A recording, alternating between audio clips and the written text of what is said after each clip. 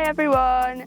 It's a Tuesday afternoon here in Shropshire, and a little while ago I got an offer which I could not refuse. This offer actually came from Lee, and it was in fact too good to be true, because Lee offered to ride Bugsy for me on the days that I can't. And as lovely as that is, Lee, you don't actually know how to tack up a horse. No clue. So in today's video we're going to be showing you how to tack up a horse. Are you excited? Can't wait. Okay. So on average, Lee, how many times have you rode a horse? 20. Could you count them on your fingers, or is it more? Fingers and toes. Okay.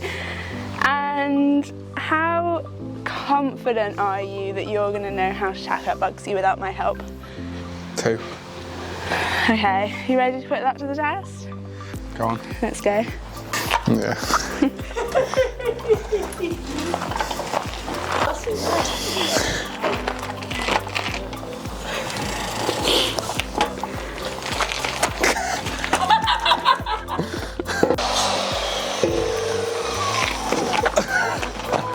The lack of brakes doesn't help either.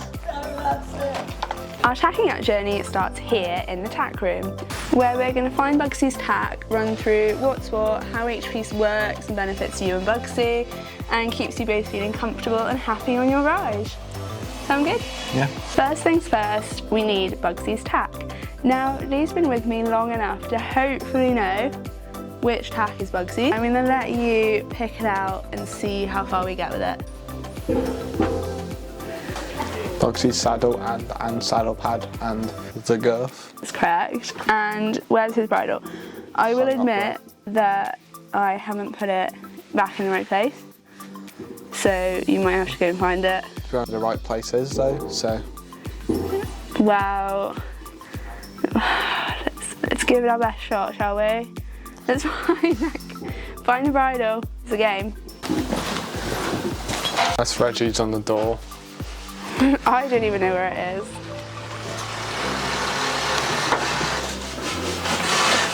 Isn't this a fun game? Oh yeah. Isn't this how you want to do spending your Tuesday afternoon? Definitely. You found the bridle! Well done! You win a free pony ride. Great. That's what I've always wanted. That's awful. Do you want to try and put it up the right way? Okay, that's good. You've got it the right way. Well done. Yay! Winner! As predicted, Lee's actually picked the right tack for Bugsy, and after 3 years of knowing me and Bugsy, I wouldn't really expect you not to know which tack is Bugsy's, especially because you've got an option of 2, 3 saddles, and one of them is a Western saddle, so which is Bugsy's. But we're not riding Western today, maybe another day. So before we actually tack up, I think it's really important for Lee to gather an understanding of what Bugsy's going to be wearing, how it goes on, how it works, how it benefits him, how it benefits Bugsy. Because knowing how something works makes it a lot easier to actually use it, I think. That's how my brain works anyway. So we're going to head outside for this and take Bugsy's tack and give a little rundown for Lee of what each part is and what it does. So to begin with, we'll go through the saddle and what each part does and why it's there. So let's start with the obvious. First off, this is your seat. Yeah. This is where you sit. Yeah. Okay, so that's a pretty obvious bit. I think you know that part. Now, the front and back of the saddle actually have a name also. The front is called the pommel, and the back is called the cantle. These keep you in your seat as best they can. You will fall off at some point. Promising. Very promising. Down from the seat you have the skirt. This protects your legs from the stirrup bar, which is here. While we're down at the stirrup bar, we've got our stirrup leathers, which go on our stirrup bar and connect our stirrups to our saddle, which is very important for balance. Behind our stirrup leathers we have the flap. This protects your legs from the girth and the girth billets. These are the billets. This is what your girth attaches to. Now, I think you know what a girth is, but for everybody's information, the girth is what keeps your saddle on your horse. Without your girth, you would not stay on your horse.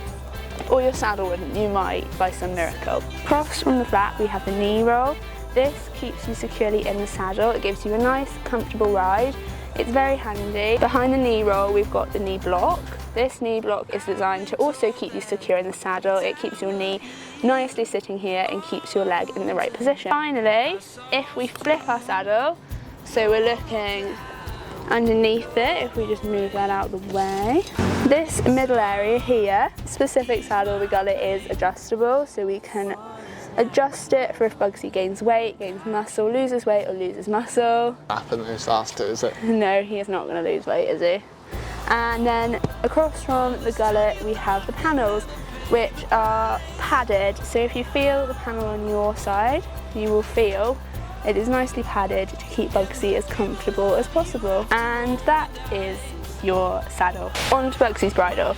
So I thought we'd do this out in the open because although we do have a bridle hook in the tack room, it is a lot nicer outside, it's a lot less cramped, and we've had fences we can hang it on, so that's absolutely fine. So we will start from the top. Up here you have your crown piece. This is what holds your bridle together. It's a very important piece. It allows for you to put pole pressure on your horse, just a little bit, so you can communicate with them. The pole is the top of the horse's head.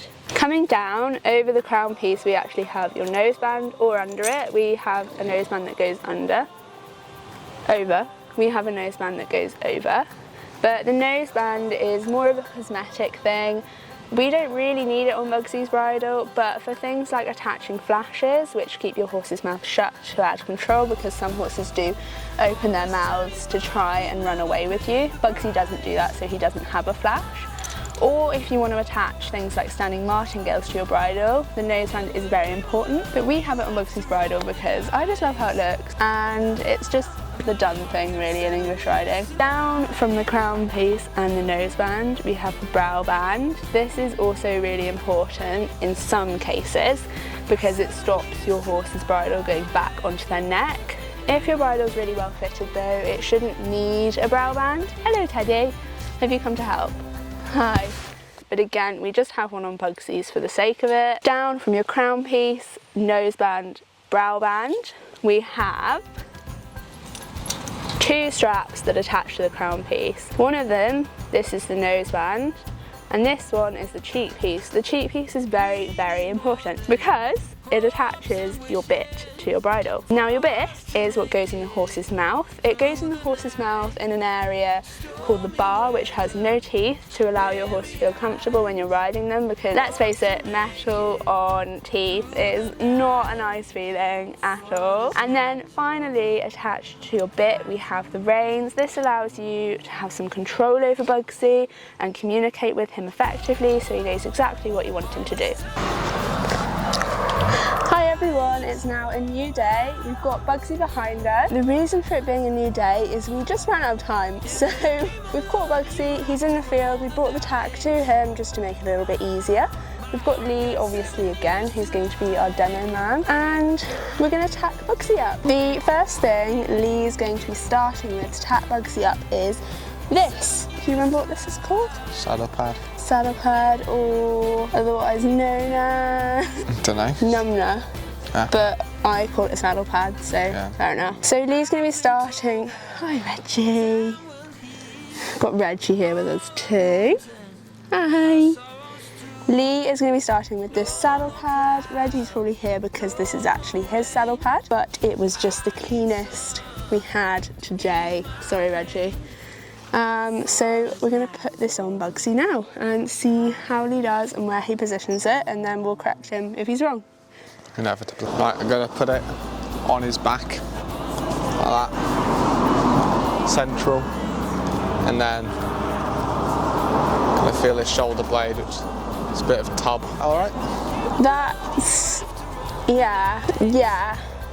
No. So you're in the right place, obviously, you're on his back, it's facing the right way. You've got your D-ring loops here, but when you're starting tacking up, you want it to be up here. This isn't where it's going to sit in the end. In the end, it'll sit around here. You got it right if it was the saddle. You were talking about his shoulder blades, which is really important. But the saddle pad does come so that it's here as well. So really good try, but we're going to put it here to start with so that we can slide the saddle back when it's on so all his hairs are running the right way. Next up, we've just got this half pad to put on. This is more of an optional thing for Bugsy. His saddle does fit, but because this is a pro-light pad, it's very even throughout, so it just makes it a little bit comfier for him. Normally Reggie would be using this, but if Reggie's not using it, if it's just me riding, or if it's just Lee riding, then I do tend to put it on Bugsy. So take it away, Lee. I'm gonna put it there because it kind of matches the shape of the saddle pad. Yeah, perfect. So next up, Lee has got the saddle here. It's not got a girth on it currently, just to make it a little bit easier. This is Bugsy's saddle, he's got his stirrups on it. It's just a really basic English saddle, as you saw earlier on in the video. And Lee, let's see, because it is a bit confusing putting it on the first time on the saddle pad and not knowing exactly where, but hopefully it is a bit self-explanatory with its shape, but let's see. I'm gonna put it on his back because there's not really anywhere else to put it. There. Feels like it's on his shoulder blade. I think that's okay. So you have got it in the right place. The only thing I'd say is it's slightly too far forward in its positioning. You pretty much got the saddle pad right. It just sits like that, so there's not any pressure on the horse's withers. So the next thing you need to do with your saddle is hook it up like this, put it all the way up here, and then slide it back until it just sits nicely, like that. So do you want to have a go? So slide it all the way up and then back until you feel it sit.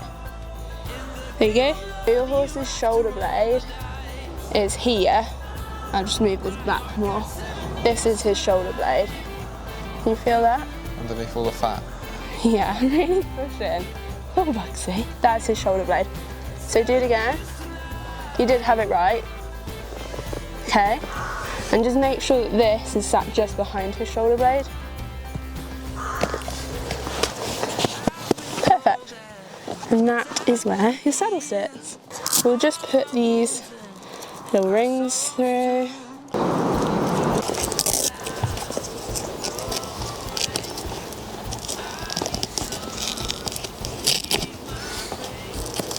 Next up on our tacking up journey, we have the girth.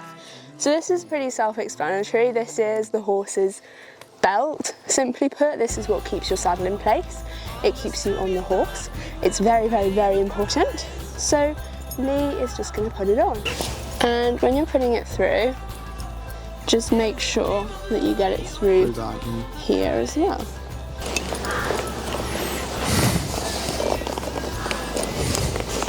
I would always say, when you're doing the girth, put it on one. Bugsy's girth is quite big. Him and Reggie share this one, would you believe? He is that big.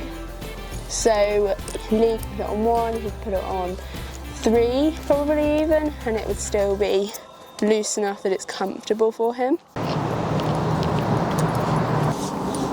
So just do it up until it's tight enough that it's not gonna move around, but it's also not so tight that he can't breathe in it or just relax in it, and just so he's nice and relaxed while we're getting everything sorted.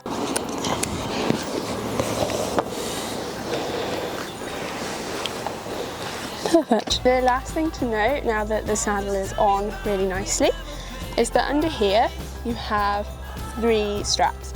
I normally put my girth on the outside straps, so there's just one in the middle. I've always been told that this middle one is just in case one of these snaps, but who knows? Maybe there's an untold reason. So this is looking really good. Also, something else to note is just to make sure both sides are even. You don't want this one on like 6 and this one on 3, because that would be uncomfortable for the horse and your saddle would probably fall off. And then once you're happy with your length, just bring these flaps down here. They're different on all saddles. Your saddle may not have one. Definitely recommend having one though, because it just protects this part of your saddle from scratches. We're now going to do the bridle. This is traditionally the trickier part, although I think Lee already knows how to do this roughly. I just don't know if he's got the technique down, so I'm going to show you first of how to do it, and then we'll swap and you can have a go. Okay, so when putting the bridle on your horse, you always want to be on their left side. This is just how they were normally taught how to have their bridle. It's not a set rule, but this is just what the normal practice is. So it's just a bit calmer for your horse. I'm going to put their head collar around their neck. This is so you've got their head free, ready to put the bridle on, but it also means they're not going to run away. Although the one thing I would say is never ever walk away from your horse when it's like this, and always make sure that you have some baling twine or a quick release thing to tie your horse to, just in case they do panic and move backwards. This will just release and they won't hurt their neck. So, bridle. First thing you're going to do, make sure your reins are pointing this way. So you've got your bit, your reins are this side. There's no leather going opposite directions here. Just making sure that it all looks okay. And then you're going to put your reins over your horse's head. Next step, you've got the bridle in your hand. Your horse's head is looking away because he doesn't want to go for a ride. So you're going to grab these, your cheek pieces, in your hand, in your left hand. You're just going to let the noseband flop, and then with your right hand, you're going to guide the bit in, and there you have it. Then your left hand's going to move up, just slot the ears through, not holding onto the ears for too long, just because horses don't really like it when their ears are touched for a very long time. And then your bridle is on. Next step, you're going to tuck your noseband in both sides so that it's this side of the bridle. You're going to bring your throat lash under your horse's cheek, your throat lash up on this one. It doesn't need to be tight, just make sure you can fit 4 fingers like that. Throat lash done up, tuck it in, and then down here, your noseband, you're going to do it up so that you can fit 2 fingers. There you go. And then tuck it in. If we're not ready to go yet, if we need to get our riding hat on still, we're going to put our head collar back on the pony so that they're nice and safe. And there is your bridle. Okay, so now it's Lee's go. The head collar is already around Bugsy's neck. So Lee, what's first? So I've got the reins orientated right, so it's nothing pointing in the wrong directions. I'll stick those over his head. Yeah, and then he tries to walk off. This is why we have the head collar around his neck. Okay. So left hand on the cheek pieces, which are these 2. You can let that just go loose, those 2. Okay, right hand under his chin, guiding the bit. So at the side of your horse's mouth, they have an area that has no teeth. If you stick your finger in the very edge of the mouth, you don't need to be rough about it. If you just stick it in, the horse will open their mouth, and that's a really good trick for if your horse doesn't like opening its mouth. Yeah, so tuck your noseband in. So, this one. Otherwise you'd have no control. Throat lash. How much room are you leaving? 4 fingers, hopefully. 4 fingers. Yeah. That's it, and then your noseband.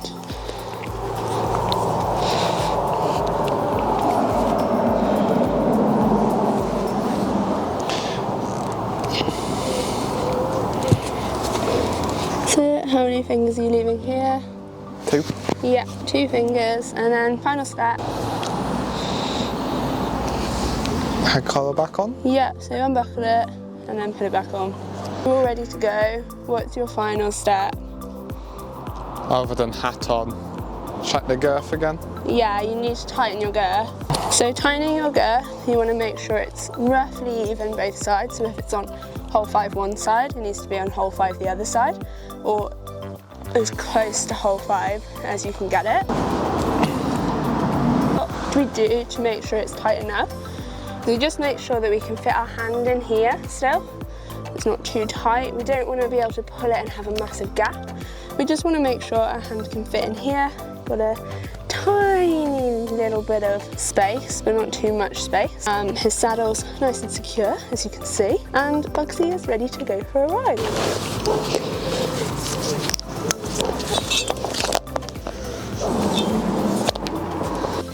Once I have all my stuff on, I can take Bugsy's head collar off. We need to guess the height of Bugsy because Bugsy's 14.1 and I'm 5'4.5". So, but when I'm getting on, it looks like he's like 15.2, but he's not, I promise. He's 14.1. Maybe we'll prove that one day. You're all tacked up, your boots are on, your hat's on, and you're ready to go. Good boy.